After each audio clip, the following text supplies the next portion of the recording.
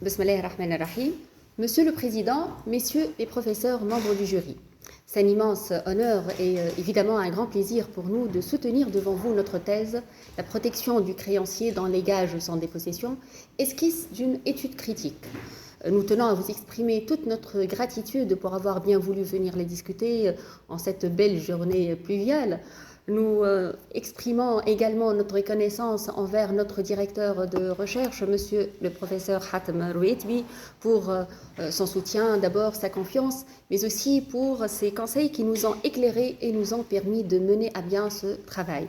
Nous remercions également tous ceux qui sont venus partager avec nous ce moment si important pour nous. Nous allons à présent vous inviter à partager avec nous la passion et l'importance d'une recherche en sûreté réelle. Avant de nous diriger vers l'institution centrale de notre travail, la présenter et annoncer la problématique à laquelle nous avons tenté d'apporter une thèse. Une thèse qui a été élaborée et défendue à travers un plan plutôt classique, biparti, que nous présenterons avant de passer de manière succincte au travers les difficultés que nous avons croisées lors de l'élaboration de ce travail et que nous espérons n'ont pas altéré sa qualité. Monsieur le Président, Messieurs les professeurs membres du jury, la matière des sûretés réelles est celle qui, malgré sa non-popularité dans le monde des juristes, nous a particulièrement attirés. Nous la trouvons une matière passionnante, malgré son aspect rigide et technique. Par ailleurs, cette matière semble passionnée par une autre discipline, l'économie. Une passion en réalité évidente, puisque les sûretés constituent le pivot du crédit. Le crédit est indispensable dans tous les rouages de la vie économique. Cette passion doit se couronner, à notre sens, par un mariage, une alliance éternelle. Le dilemme est comment aboutir à une alliance parfaite en respectant les rigueurs de chacun des deux. La forme, les normes pour le juriste et la rapidité, l'efficacité pour l'économiste. Un mariage qui, malgré les différences d'assises, d'école, de repères aussi, semble pouvoir aboutir puisque derrière toute alliance, normalement, réside un objectif majeur, celui de la réussite de cette alliance. Le gage sans dépossession, cette sûreté immobilière conventionnelle en marge du droit commun de gage, et plutôt adapté à l'épanouissement actuel du droit des biens, semble détenir l'attention des législateurs désireux d'une législation moderne et au point des besoins de l'économie. D'ailleurs, toutes les réformes législatives établies dans les droits étrangers en témoignent. Monsieur le Président, Messieurs les professeurs membres du jury, l'état des lieux de cette sûreté en notre droit est source de grands doutes et maintes réserves. Se pose dès lors la problématique à laquelle nous avons tenté d'apporter une thèse, la démontrer et la défendre, jusqu'où le gage sans dépossession tel que régi par notre législateur constitue une garantie efficace assurant aux créanciers une véritable protection contre les aléas du crédit, correspondant de la sorte à un outil juridique en parfaite harmonie avec l'économie contemporaine. Notre thèse est de démontrer que le créancier ayant un gage sans dépossession pour la garantie de son crédit n'a pas opté pour une garantie efficace, puisque cette sûreté ne lui assure pas une véritable protection contre les aléas du crédit, des aléas inévitables en économie et surtout en ce moment de grande crise que traverse notre pays. Cela est indubitablement en défaveur de la relance économique à laquelle aspire notre Tunisie, ce qui rend la recherche d'un dénouement une voie non facultative. Pour démontrer notre thèse, telle que présentée, nous avons opté pour une étude critique de la matière en diptyque. La première partie sera consacrée aux droits régissant les gages sans dépossession et la seconde à l'éventuelle réforme de ce droit, une réforme qui semble indispensable et urgente.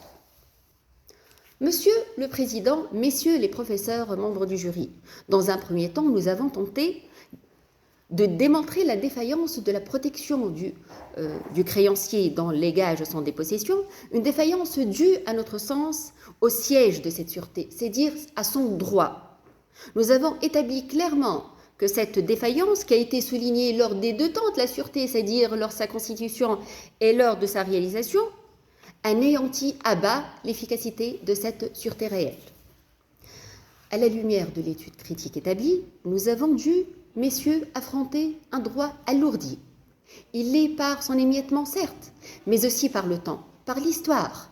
Un droit qu'on devait feuilleter comme si on feuilletait un vieillissime ouvrage sur la communication, au temps des nouvelles technologies de l'information et de la communication. Par ailleurs, nous avons souligné que pour déterminer le gage sans dépossession, on s'est moins attaché à son rôle, sa fonction de garantie, qu'aux formes servant à le constituer et à le réaliser. Le droit régissant le gage sans dépossession s'est en effet enveloppé de plusieurs formes, les uns étant simples tandis que les autres sont compliqués, des fois même complexifiés, ne simplifiant en rien l'accès à cette sûreté et donc n'encourageant point le créancier à accorder son crédit. Et ce, de peur de voir sa sûreté entachée de nullité pour un manquement quelconque, à une forme quelconque, qui concerne soit sa constitution, soit encore sa réalisation. Par ailleurs, désirant asseoir la confiance du créancier tout en laissant le bien du débiteur entre ses mains, pour en faire usage ou exploitation, le gage sans dépossession devait répondre à un double objectif qui allie justement les intérêts des deux agents économiques. Le débiteur, oui, certainement, mais aussi le créancier. Hélas, cela n'en est pas le cas. Nous avons souligné clairement que la relation entre les deux agents économiques est en total déséquilibre et profite pleinement au débiteur. Le créancier est considéré à tort la partie forte de cette opération. C'en est carrément le maillon faible de cette opération. En réalité, la négligence de la spécialité de son gage dans le sens de son particularisme, sa particularité, en le traitant essentiellement en un contrat, devant donc répondre aux principes régissant la matière contractuelle dont la protection de la partie la plus faible pour le législateur, c'est le débiteur, cela implique donc la protection du débiteur, cela nous paraît incomplet, mutilé, même faussement présenté. Cet équilibre doit, à notre sens, être recherché entre l'obligation principale et le gage qui lui est accessoire. C'est donc d'une proportionnalité de devoirs et de droits entre les deux agents économiques qui doit être question. Monsieur le Président, messieurs les professeurs membres du jury, l'état des lieux fait donc surgir un outil de garantie complètement inefficace. Il est somnolent, quelque part amputé, lourd et compliqué, ne protège véritablement en rien le créancier, ce qui rend toute possibilité d'alliance avec l'économie. Vous savez plus que moi, si on n'est pas assez protégé ou si on n'est pas bien protégé, on n'a pas confiance. Et si on n'a pas confiance, on n'accorde pas notre crédit. Cela oblige des perspectives d'évolution de cet outil juridique devant servir l'économie. Pourquoi oblige? A-t-on le choix? En réalité, on n'a plus le choix depuis que notre législateur, à l'instar de tous ses homologues, s'est orienté vers cette voie favorisant la connexion interétatique, celle de la modernisation de son système juridique et celle du marché juridique, ce qu'on appelle le shopping law, dont à titre indicatif les lois sur l'investissement, également la loi relative au registre national des entreprises. Une réforme de notre droit des sûretés conventionnelles mobilières sans dépossession semble donc nécessaire en vue d'une mise à jour et d'une modernisation, voire adaptation de cette technique juridique à son paradigme national, mais aussi international. Il est question de réussir cette alliance tant controversée et rêvée à la fois, celle du droit et de l'économie.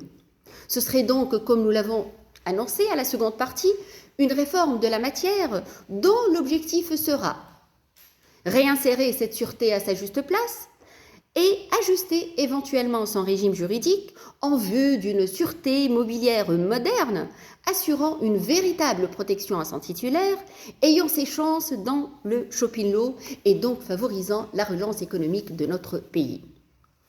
Monsieur le Président, messieurs les professeurs membres du jury, réformer la matière semble non seulement dans l'intention du législateur qu'on ne doute point bonne, mais aussi dans ses œuvres. En effet, un projet de loi relatif aux garanties immobilières fait l'objet de travaux préparatoires au sein du Parlement, l'ancien en tout cas depuis 2018.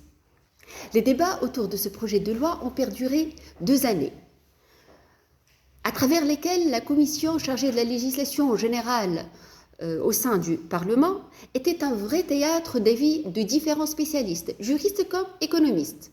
On a vu défiler des PDG de banque, des représentants de l'UTICAN, le gouverneur de la Banque centrale, des avocats de banque qui tous défendaient cette perle rare au motif d'un excellent outil de relance économique. À la fin, cette même commission a décidé de laisser le sort de ce projet de loi au vote à l'Assemblée générale qui, heureusement, ne s'est toujours pas tenue. Alors maintenant, pourquoi c'est heureusement? En réalité, cette loi en attente était pour nous ambitieux et désireux d'une alliance réussie entre le droit et l'économie, un rendez-vous manqué, où le droit semble complètement écrasé, empiété par l'économie. Et quelle économie? Une économie capitaliste, l'économie du marché, instituant des situations juridiques ébranlées par un déséquilibre significatif, extravagant et frappant au profit du créancier, et destructeur aussi bien du contrat que de la sûreté que représente le gage sans dépossession. Nous avons en effet démontré que cela ressemblait plus à la proposition d'un droit d'hiver à un droit d'été. Il paraît que l'administration chargée de l'élaboration de ce projet a été complètement conquise par le mythe du législateur étranger dont parlait M. Carbonnier. Et donc le projet consistait simplement en une réception entraînant une acculturation du droit étranger. C'en est carrément une greffe de loi, c'en est carrément un transplant juridique. Mais une transplantation au droit est-elle envisageable? Nous ne le pensons point. N'est-ce pas, le droit est un matériau fragile. Comme la verrerie, il se brise dans les transports internationaux. Là encore donc, nous avons conclu l'échec de cette alliance envisagée, celle du droit et de l'économie. Monsieur le Président, messieurs les professeurs membres du jury, cet état de la supposée éventuelle réforme de notre droit à dégage sans dépossession n'a pas été pour nous un handicap, encore moins un impédimental. En effet, désirant aboutir à un dénouement, à une solution, celle de proposer de meilleures réformes à notre droit national, vers une alliance droit-économie où, en dépit du déséquilibre économique entre les deux agents économiques, un équilibre juridique doit être leur charte, nous étions humblement et sûrement vers l'instrument de réforme approuvé, nous dirions même certifié, le droit comparé. Monsieur le Président, messieurs les professeurs membres du jury, à travers la méthode comparative adoptée, nous avons quand même pris les grands risques dont parlait M. René David. Mais nous n'avions pas le choix. N'est-ce pas ce qu'affirme ce savant comparatiste? Le chercheur qui vise l'amélioration d'un droit donné a souvent le devoir d'employer la méthode comparative. Le juriste qui ne se rend même pas compte de l'utilité de cette méthode est privé d'un moyen essentiel. Tout juriste qui veut être à la hauteur de sa tâche est un comparatiste. Voulons donc être à la hauteur de notre tâche, celle de réfléchir sur une amélioration de notre droit national, et proposer une réforme de la matière, assurer une alliance équilibrée entre le droit et l'économie, où le créancier soit véritablement protégé sans que le débiteur ne soit écrasé, désirant par ailleurs fuir une ambiance à l'époque générale du confinement, nous avons suivi la double voie, celle avec E et celle avec X du droit comparé. Nous avons donc voyagé chez le voisin, proche et lointain, à la recherche de solutions et de formules ayant fait leurs preuves. Monsieur le Président, messieurs les professeurs membres du jury, notre usage de la méthode comparative n'était pas seulement une glose du droit comparé. En réalité, l'étude critique appliquée au droit national en vigueur et celui en attente a été imbriquée à la dite méthode comparative afin d'aboutir aux fins de notre thèse. Nous espérons en avoir fait œuvre utile.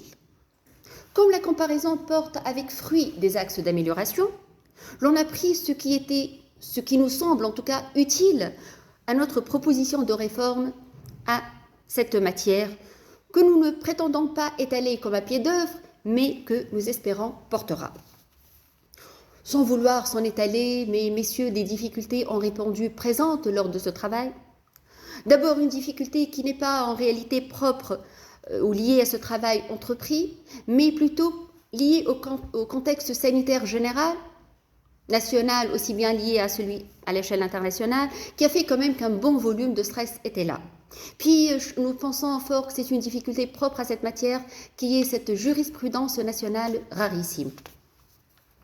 Monsieur le Président, messieurs les professeurs membres du jury, arrivés au terme de notre pitch de présentation, nous tenons à souligner que notre proposition en faveur d'une réforme des gages sans dépossession constitue une tentative de contribution à une matière dont les concepts clés sont en perpétuelle évolution, nécessitant certainement et incessamment des améliorations, des aménagements, ceux relatifs à la rigueur du droit et à l'efficacité et à la rapidité de l'économie, mais aussi devant répondre à une quête propre au droit des sûretés, celle de la cohérence.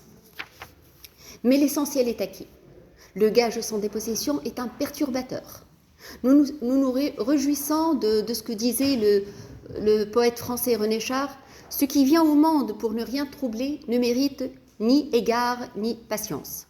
Au vu de la place du gage sans dépossession dans les différentes réformes établies dans les droits étrangers, les bouleversements qu'il y a apportés, les discussions qu'il a provoquées au sein de l'ARP, nous sommes convaincus que cette sûreté a bien mérité tous nos égards, notre attention et notre patience.